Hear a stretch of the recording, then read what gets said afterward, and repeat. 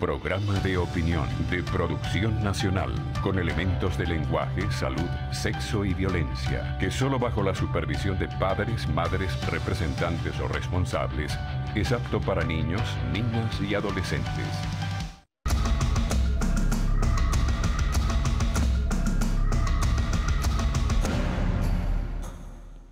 Muy buenos días. Voy a conversar con William Dávila, él es presidente de la Comisión Internacional del Parlasur y diputado por Mérida, ¿no? Así es, mi tierra querida. ¿Y tú te has ocupado del Parlasur y has olvidado a Mérida? No, jamás. Yo voy toda la semana, cada 15 días. Estoy pendiente. Ahorita, por ejemplo, con este problema de los que ahora, como un gran fenómeno, tenemos que decir los alumbrones. Porque en los 24 horas del día, 17 no tenemos En Mérida hay apagones. Total, por eso te digo. Ajá. Hay que hablar ahora de alumbrones, cada una hora al día. De resto, todo el tiempo no hay luz, se va la luz. Se robaron la plata de la represa Oribe Caparo, no la terminaron nunca. Eso lo acabaron. Inventaron, o mejor dicho, inauguraron hace 2 años la termoeléctrica Luis Zambrano en el Vigía, una inversión colo chino de más de 2.500 millones de dólares. Y eso no está funcionando. Se va la luz en el Vigía, donde está la planta termoeléctrica. Es decir, la falta de mantenimiento, seguimos dependiendo del sistema interconectado nacional, no se le dio, por ejemplo, mantenimiento a la represa de Santo Domingo, la Uribe Caparo no la terminaron, entonces es un desastre. Esa situación se extiende a todos los Andes. Sí, cómo no, en el Táchira está sucediendo lo mismo. Y se pasa a Barinas, de todas maneras. Bueno, la Masparro, por ejemplo, eso no está funcionando, pues.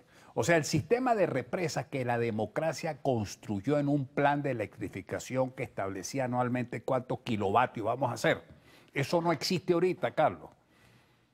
Lo que decía Lenin en aquella época, hace 70 años, la revolución se ve por la electrificación, eso no ocurre ni siquiera eso, poniendo como ejemplo un terrorista como Lenin. Ahora, el ministro de Energía, o el que se encarga de la electricidad, siempre que lo entrevistan, dice que si bien en este caso hubo un accidente en la planta, en otros casos lo que ha habido es sabotaje. Eso es mentira, Carlos. ¿Quién va a creer un sabotaje de 15 días, de 20 días, de 30 días, de un mes, de un año? Iguana, sabotaje, 1000 cosas. Eso es falso. Se robaron la plata. Usted va y ve, por ejemplo, la represa Santo Domingo, que está en el municipio de Cardenal Quintero, esa zona alta de Mérida. Los sedimentos se están comiendo la represa. Y esa era la represa que contribuía a generar electricidad por toda esa zona. Como te acabo de decir, tú vas a la represa Uribe Caparo, que ahora se llama, o se le puso el nombre hace años, el complejo Leonardo Ruiz Pineda. Eso no lo terminaron. Entonces, ¿a dónde está el saboteo? Si tienen casi 20 años en el poder. Han tenido miles de millones de dólares. ¿Y cómo en Mérida el habitante soporta todas estas cosas? Mira, porque esa es una gran pregunta. ¿Será porque somos pasivos, porque somos, bueno, no sé, pero lo cierto del caso, ya ahorita no tanto. Tú vas, mira, el sábado pasado que se fue la luz por 24 horas, hubo manifestaciones y hay un muchacho herido que está en el hospital universitario porque le sacaron grupos armados del gobierno nacional y le pegaron un disparo a ese muchacho, porque salió a protestar en la ciudad de Mérida porque no había luz. O sea, sí están ocurriendo protestas, pero están silenciadas. Y además de eso, les mandan los grupos armados para disparar. Hablando de disparos, tú me decías que a ti te apuntaron una vez. Sí, cómo no. Yo he tenido miles de amenazas, Carlos. Y sobre todo con este tema de que el pasaporte, por ejemplo, a mí me lo tienen anulado, a mí, a Florido, a varios de nosotros. Y entonces yo tengo que salirme por los caminos verdes de la frontera porque no me dejé quitar el pasaporte. Algunos me preguntan y me dicen, ¿pero cómo es eso? Y entonces, ¿cómo sale? Salgo porque el pasaporte no me lo dejé quitar, pero el pasaporte está anulado y ya no tiene página. Entra y sale por los caminos verdes. Por los caminos verdes, y entonces tenemos protección migratoria, vamos a decirte permisos de migración temporal, permiso de movilidad temporal, permiso especial de permanencia, ese tipo de cosas. Eso lo tienen con Colombia, no con Brasil. No, por lo menos en mi caso Colombia, ¿no? Es decir, ha habido, vamos a decirte, una solidaridad. Además, tenemos prerrogativa. Yo tengo prerrogativa parlamentaria como diputado nacional y además como miembro del Parlasur, que el propio Parlasur ha sacado comunicados exigiéndole en su momento a Delcy, cuando era ministra, el respeto a nuestras inmunidades parlamentarias para cumplir con nuestras funciones. Entonces, es toda una narrativa, Carlos, es una tragedia. A veces no me gusta decir muchas de estas cosas porque no es a mí el único que me ocurre. Hay muchos venezolanos que ni siquiera le dan su pasaporte, ni se los renovan. Hay gente que tiene que bajarse de la mula ahora con $1000 para que le den un pasaporte. Pero la gran tragedia que tenemos es que permanente y sistemáticamente te violan derechos fundamentales como el derecho a la identidad. Bueno, tenemos que ir a un receso y regresamos con William Dávila para hablar de Parlasur.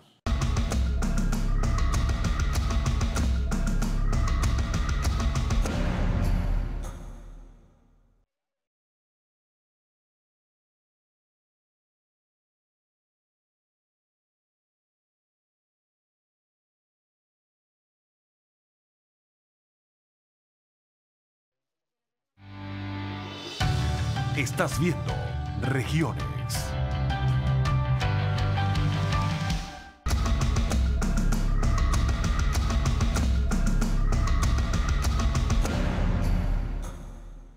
Bueno, explícale aquí a tu gente de Mérida también para que entienda qué es el Parlasur y de qué te ocupas en Parlasur. Mira, Además de viajar. Sí, tiene una importancia. El Parlamento del Mercosur, Venezuela, aunque está suspendida, el gobierno, pues por su incumplimiento de los compromisos democráticos, sin embargo, los parlamentarios formamos parte del Parlamento del Mercosur. Si a eso el régimen o el gobierno tuviera un concepto de integración productiva y evolutiva, por decirlo así, se le sacaría mucho provecho, porque nosotros podemos hacer ahí convenio teniendo nosotros la Universidad de los Andes. Mérida es una ciudad turística, es una ciudad que produce comida, que produce agua. Ahí se pueden hacer convenios, ahí hay un fondo de ayuda social, de desarrollo social del Mercosur, ahí hay un fondo para cuestiones de tipo turístico, para cuestiones de ciencia y tecnología. Ahí nosotros, en el caso mío particular como parlamentario de Mérida, por decirlo así, yo he llevado iniciativa, proyectos de convenio para que se haga con la Universidad de los Andes, para que se ayude al financiamiento turístico. ¿Y pero eso se ha logrado algo? lo que pasa es que aquí hay una gran autarquía. Entonces este régimen no cree en ese tipo de cooperación. Para ellos lo importante es el ALBA. Y el ALBA lo que hace es recibir la plata de Venezuela. Entonces cuando tú dices, vamos a establecer esta política de cooperación con este fondo, eso no está dentro de la O sea, la prioridades del Universidad de régimen. los Andes no puede convenir con algo. Mira, le ponen mucho pero. La universidad como tal lo puede hacer, Ajá. pero entonces de repente el ministerio a lo mejor le pone las restricciones porque no está dentro de la estrategia de las relaciones internacionales ideologizadas del régimen. Las universidades hoy día están padeciendo mucho, Carlos. La Universidad de los Andes, con esa capacidad instalada que tiene, con esa formación tan extraordinaria que tiene la universidad, está muy limitada. La grave tragedia que tenemos es que muchos de los profesores se están yendo. Y los estudiantes, obviamente, También. las aulas de 50, 60 estudiantes son aulas de 10 o de 20. Y no es porque se están yendo, es que, por ejemplo, el que vive, vamos a decirte, en Nueva Bolivia, por la Panamericana, o vive en El Vigía, o vive en Tobar, o vive en Bailadores, ¿cómo se traslada para la Universidad de No tiene los cómo Andes? pagar el Pero transporte. si es que hay huelga de transporte, los transportistas a veces no pueden funcionar porque no tienen caucho, no hay gasolina.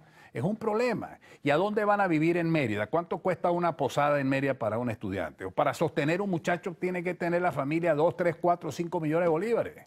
Esa es la tragedia que estamos viviendo con este sistema tan rezagado que de manera implícita te va retrocediendo a la época medieval. ¿Cómo está aquel proyecto de trolebús que tú tenías en Mérida? Eso sí, eso funciona. Funciona. Sí. A la trocha y a la mocha, Ajá. porque tú sabes que sustituyeron esos trolebús por los yutones esos que trajeron de China. Ajá.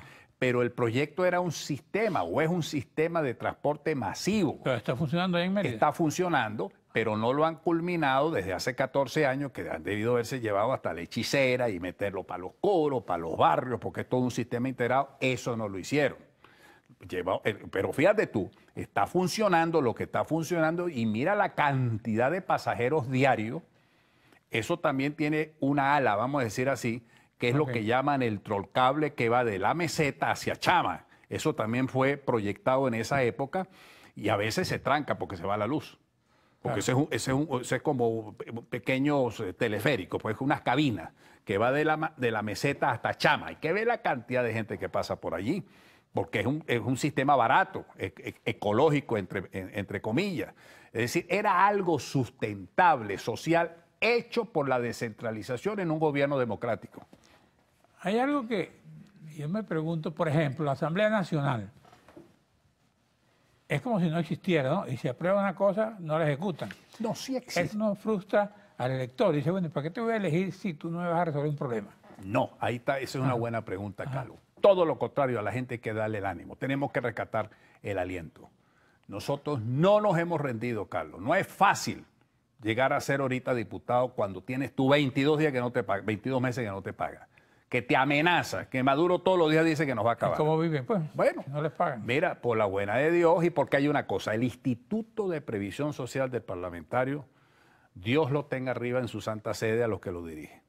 Porque el instituto tiene colocación. Rivera Gómez fue uno de los... No, ya, bueno, él murió, pues ese está arriba ayudándolo. Por eso, pero hay un conjunto, ahí está Guevara, Mirabal Bustillo, bueno, una cantidad de personas a quien yo públicamente ahorita se lo agradezco, porque han estado muy pendientes que los ahorros que han estado colocados afuera, entonces esos rendimientos, cada determinado número de meses se lo entregan a los diputados, pero esos son nuestros ahorros. Claro. O sea, tú sales de ahí y vas a salir limpio. Sí, es verdad. Pero ¿cómo es posible que esta gente tan indolente y tan inhumana, hay diputados, para que tú sepas, Carlos, que se han enfermado? Hay diputados que incluso llegan directo a la Asamblea con su maleta y a veces se quedan sentados, hasta durmiendo después que terminan las sesiones para esperar que salga el próximo bus para regresarse a su estado. Eso es horrible, porque ¿cuánto cuesta el Hotel El Conde hoy día, que es donde la mayoría llegaba? ¿Un realero? Bueno, gracias, William Dávila. Gracias también, televidente. Nos veremos aquí a la misma hora.